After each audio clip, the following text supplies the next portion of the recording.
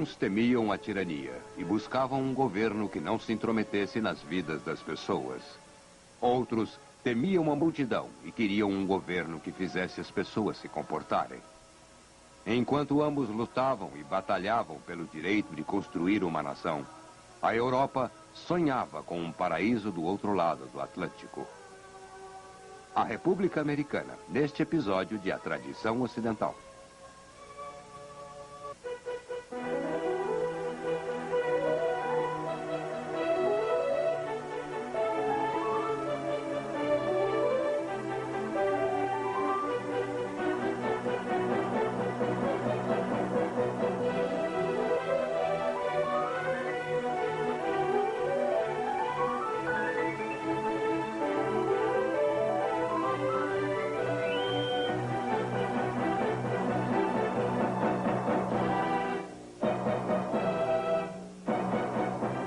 E agora o professor da Universidade da Califórnia, Eugene Weber, em sua jornada através da história da civilização ocidental.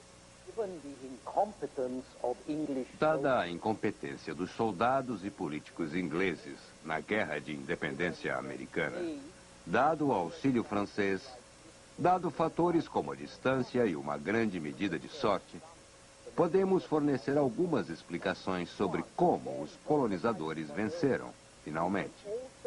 Mas, quando o combate terminou, podemos também ver o desenvolvimento do conflito no solo americano entre moderados e radicais, entre conservadores e estabilizadores, o grupo de mudança em movimento. Era, em essência, uma clássica situação revolucionária depois que a Revolução terminou. Um grupo era composto em grande escala pelos primeiros líderes revolucionários que estavam muito dispostos a ir à guerra para conseguir a independência. Homens como Jefferson ou Richard Henry Lee, da Virgínia. Essas pessoas gostavam dos artigos da Confederação e haviam sido aceitos durante a guerra porque eles eram bem suaves e ineficazes e porque personificavam a convicção de que o maior ganho político da Revolução era a independência dos vários estados. Quanto mais fraca fosse a Confederação, mais independente eram os estados. Quanto mais independentes eram os estados, mais eles gostariam. Os homens que se opuseram a este grupo tinham no total participado mais relutantemente. Homens como Alexander Hamilton ou Robert Livingston, de Nova York. A maioria deles acreditava que uma nova nação deve ter um governo central com o poder de coagir tanto o governo do estado quanto o cidadão. Eles eram conservadores em sua política, conservadores em seu posicionamento social, homens de princípios e homens de propriedade, cuja propriedade algumas vezes se colocava como um princípio maior. Essas duas tendências, essas duas atitudes, são melhor representadas por duas personalidades: Thomas Jefferson e Alexander Hamilton. Elas estão refletidas em dois documentos: a Declaração da Independência, a proclamação idealista que faz uma revolução, e a Constituição, o documento legalista, que é o produto de compromisso e medo de revoluções posteriores. Obviamente, as duas atitudes estavam em polos opostos. Haveria pouco compromisso entre aqueles que sentiram que o homem precisa apenas ser liberto de suas correntes para caminhar em direção à perfeição, e aqueles que achavam que até os votos mais sábios e fortes não impediriam que um homem fizesse papel de idiota, fazendo seu vizinho infeliz ao mesmo tempo. Quando olhavam o futuro, Jefferson e seus seguidores temiam as corrupções do poder. Acreditavam que se o homem fosse salvo da tirania, ele se sairia bem sozinho. Então, eles eram feitos para um governo que fizesse o mínimo possível. Quando Hamilton e seus seguidores olhavam para o futuro, temiam as corrupções da natureza humana. Acreditavam que se um homem fosse salvo de si mesmo, haveria um grande futuro para a sociedade americana. Naturalmente, eram a favor de um governo ativo e intervencionista, que faria com que as coisas acontecessem de modo que deviam acontecer. que fariam as pessoas se comportarem do modo como deveriam se comportar. Pessoas que pensavam assim argumentavam que a tentativa de um governo solto, baseado nos artigos da Confederação, era um fracasso. E eles acabaram conseguindo o que queriam às custas de alguns comprometimentos, com a Convenção Constitucional de 1787. Portanto, enquanto podemos dizer simbolicamente que Jefferson, no sentido que as ideias representavam, fez a Revolução, também podemos dizer restrições, que Hamilton fez a Constituição, e que até um certo ponto o interessante no experimento americano era que ele tem sempre preservado essa combinação de prática cabeça dura, de acordo com Hamilton e Hobbes, e uma teoria muito idealista do que diziam Jefferson e Locke. Então, enquanto todos os homens eram cidadãos iguais, isso não incluía os negros, que não podiam casar com brancas, ou índios, que eram expulsos de suas terras, ou analfabetos e pobres, que não poderiam votar. E mulheres, porque, é claro, não eram homens. A Constituição substituiu a velha autoridade por uma nova, a velha classe latifundiária reinante por uma nova classe republicana reinante, baseando-se na propriedade e nas distinções sociais e, eventualmente, na hereditariedade também, do mesmo modo que a antiga. A grande diferença era que os americanos não podiam admitir distinção hereditária e social na qual sua sociedade, como qualquer outra sociedade, estava baseada. E isso criou uma brecha entre a teoria e a prática, entre a teoria da igualdade, que unia a nação, e a prática da competição, competição com seus resultados desiguais, e selecionados que mantinham a sociedade andando e em expansão. A tensão entre a teoria e a prática, entre a igualdade e a competição, essa tensão nunca seria admitida, que dirá resolvida. As fraudes e as ilusões necessárias para escondê-las tornaram-se parte da história americana e da própria história. E é bem possível que, sem as tais grandes ilusões e grandes enganos também, nenhuma grande nação possa existir, ao menos como nação.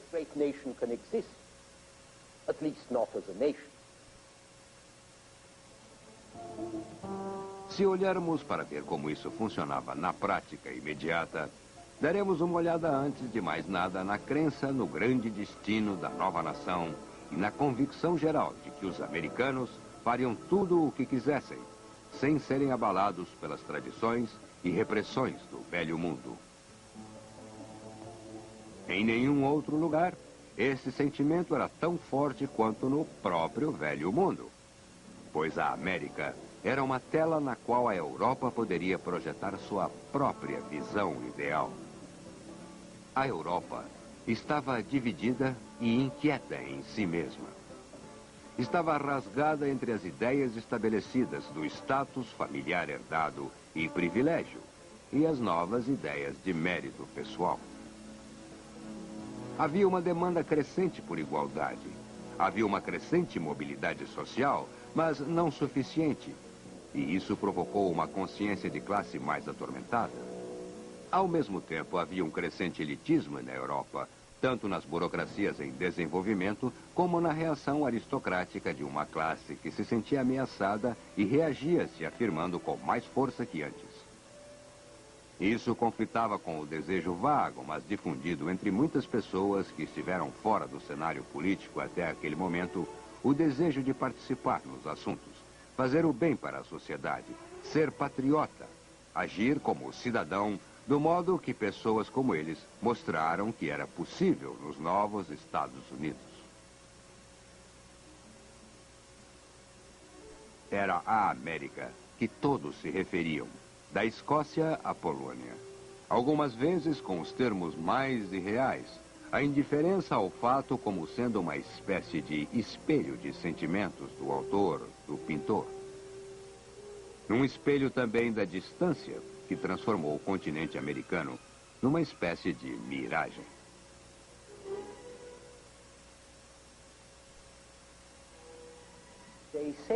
Eles dizem, escreve um belga em 1782, que na Virgínia os membros escolhidos para estabelecerem um novo governo se reuniam num bosque tranquilo, longe das vistas das pessoas, num local preparado pela natureza com bancos de grama, e que neste lugar paradisíaco eles deliberaram sobre quem deveria presidir sobre eles. E aqui há algo mais heróico, mas igualmente tolo, de um francês com fortes influências de Plutarco e dos nobres romanos. O dia em que Washington renunciou ao seu comando no hall do Congresso, uma coroa feita de joias foi colocada sobre o livro da Constituição. De repente, Washington pegou a coroa, quebrou-a e jogou os pedaços frente ao povo reunido. Como o ambicioso César parece mesquinho frente a esse heróico americano.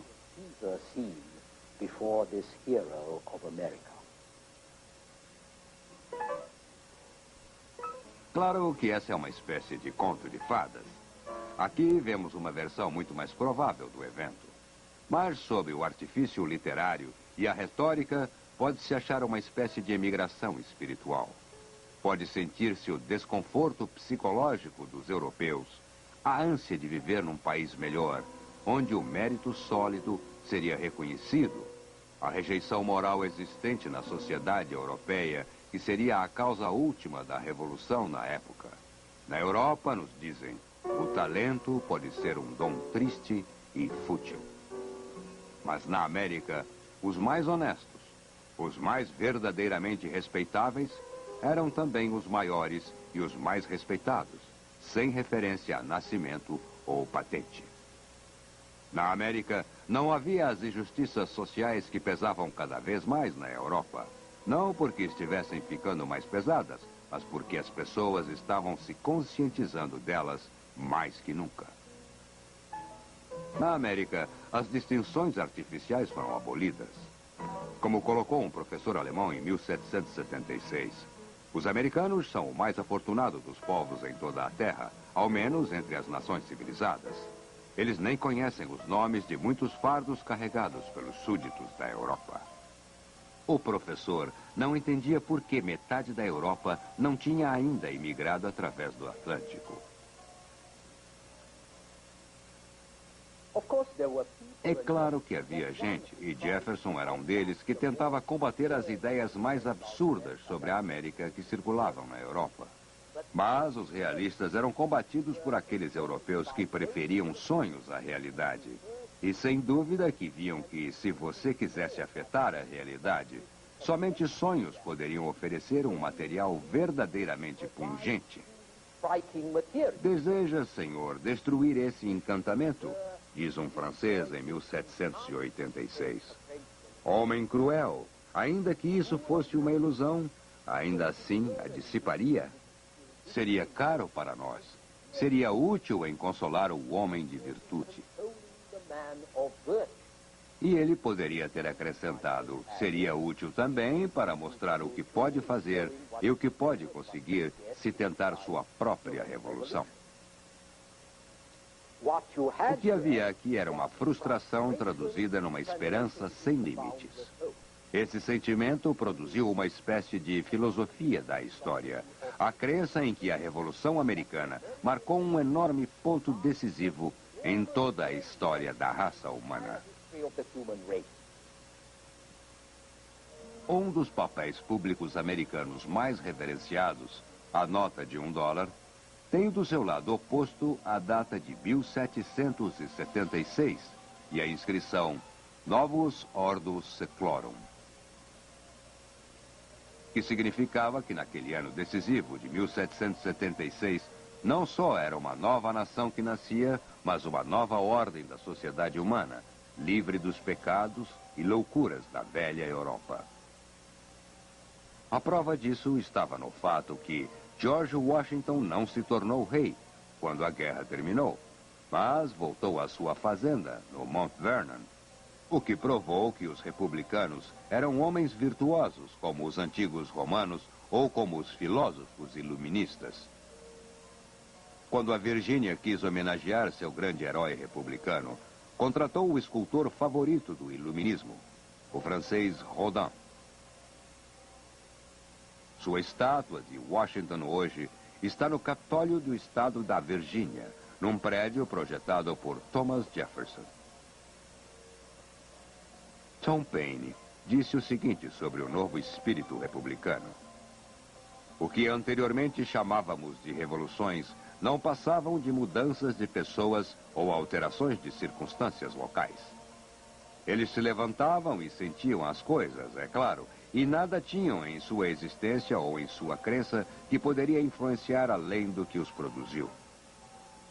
Mas o que vemos agora no mundo, pelas revoluções da América e da França, são uma renovação da ordem natural das coisas, um sistema de princípios tão universais quanto a verdade e a existência do homem, e combinando a moral com a felicidade política e a prosperidade nacional.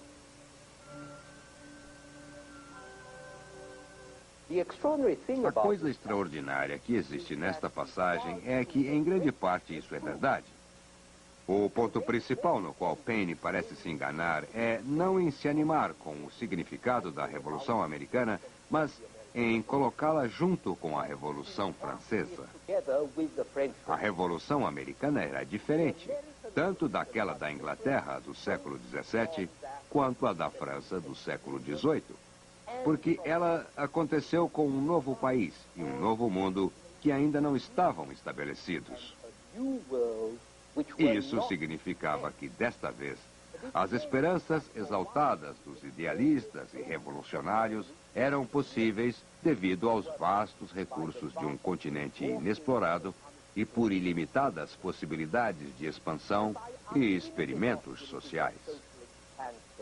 Os líderes americanos tiveram a oportunidade de construir, não apenas de lutar.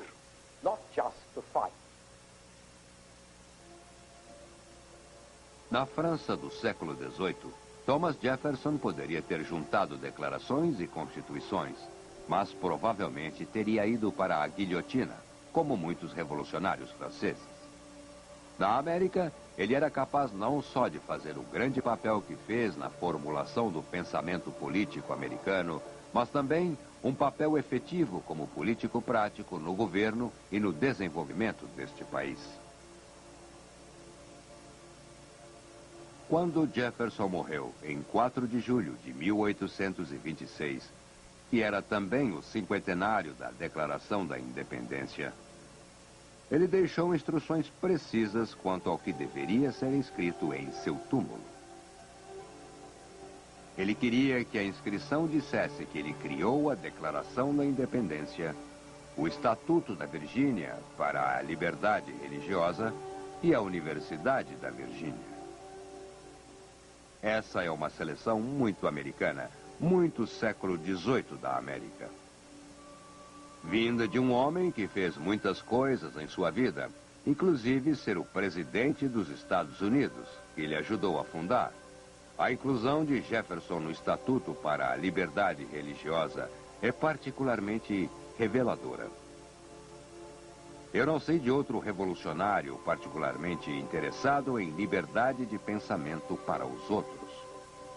E eu também não conheço outro revolucionário que tenha fundado uma universidade e a projetado ele mesmo, em 1816, como o que ele chamou de Vila Acadêmica, com aposentos independentes para professores e alunos, com jardins e com um pátio cercado por elegantes prédios neoclássicos, mas abertos de um lado para as montanhas e para a terra. Por outro lado, esse era um homem que achava que uma pequena revolução era boa, vez ou outra, e que escreveu: a árvore da liberdade deve ser refrescada de tempos em tempos com o sangue de patriotas e tiranos. É o esterco natural. Ele escreveu isso em 1787, alguns anos antes da Revolução Francesa ter produzido um bocado de esterco de sangue. Mas ainda assim é notável que esse homem que se tornaria presidente pudesse ser tão sincero. Você se perguntou um dia, à luz do que conhece sobre a política, como Jefferson conseguiu sobreviver e prosperar politicamente por tanto tempo? Foi porque ocasionalmente tinha que engolir o que disse? Ou ainda porque aqui, na América, e somente aqui, seu conceito de democracia, bem como de uma república livre, cujos participantes liberados da servidão econômica e política do velho mundo, livres para explorar os recursos deste novo mundo. Somente aqui, isso tudo não era só um sonho utópico. Esta era uma política prática que poderia agradar e que agradou aos plantadores da Virgínia, aos democratas da Pensilvânia, aos homens nas fronteiras.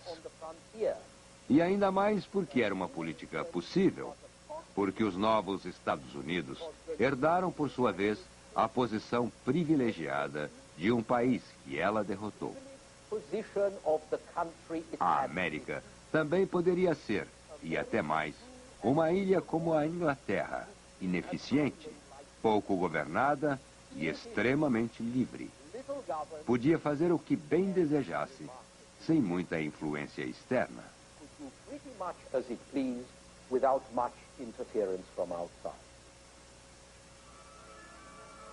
A democracia americana era rude.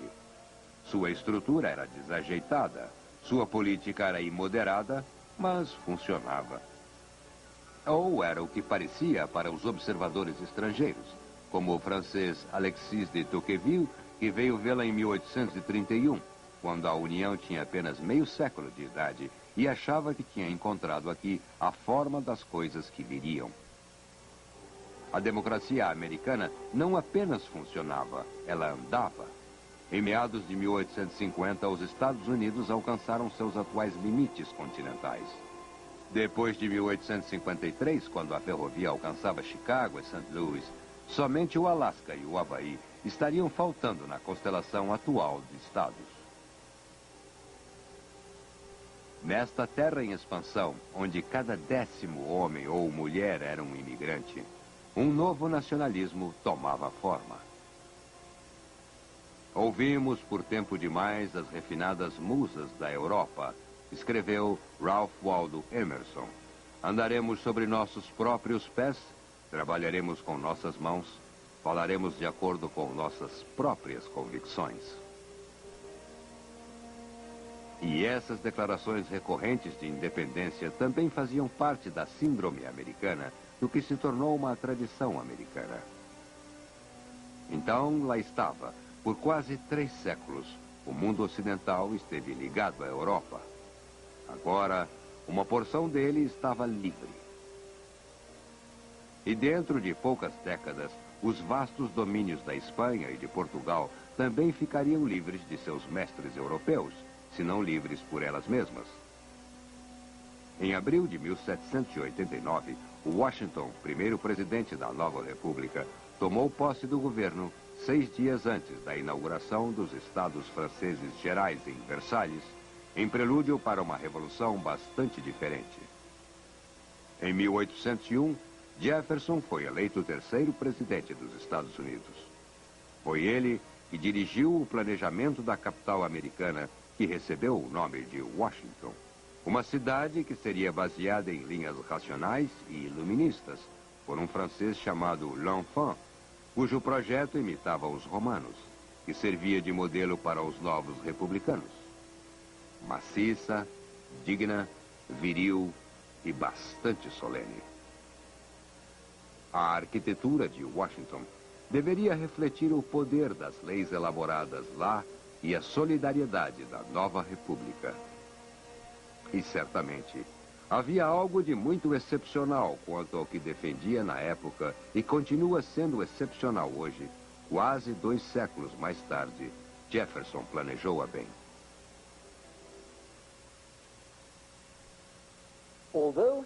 Apesar de que ele tenha sido enterrado em Monticello, o Jefferson Memorial em Washington cita as palavras da declaração de que ele tanto se orgulhava. Consideramos essas verdades como evidentes por si mesmas, que todos os homens são criados iguais, e eles são dotados por seu Criador com certos direitos inalienáveis. Entre eles estão a vida, a liberdade e a busca da felicidade. E para garantir esses direitos, os governos são instituídos entre os homens. Em nosso próximo programa, veremos como essas palavras ecoaram através da Europa, com resultados muito diferentes daqueles que se obteve nos Estados Unidos. Até lá.